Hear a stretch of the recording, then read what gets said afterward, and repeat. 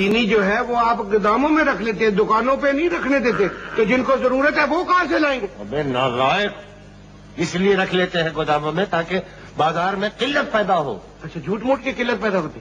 دیکھ نا یار، ایک چیز بازار سے اٹھ جائے گی، جیسے دال اٹھ گئی تھی، اچھا تو دال کس نے اٹھائی تھی؟ اچھا، دال بھی انہوں نے اٹھائی، اب یہ توئے اٹھا رہے ہیں۔ ابے وہ دال نہیں کہہ رہا ہوں یار، دالیں جو کھاتے ہو تم۔ اچھا، وہ دالیں، تو وہ دالیں اٹھا لی تو کیا ہوا؟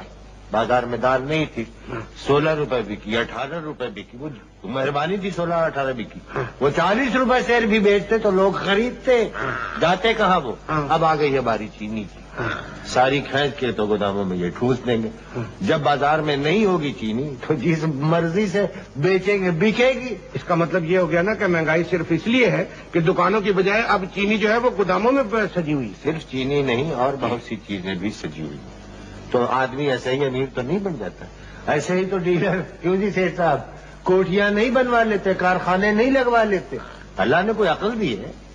بس میں تو یہ کہتا ہوں کہ اللہ ان کو تھوڑی سی ملک سے محبت بھی دے دیتا نا، تو یہ جہنم میں جانے سے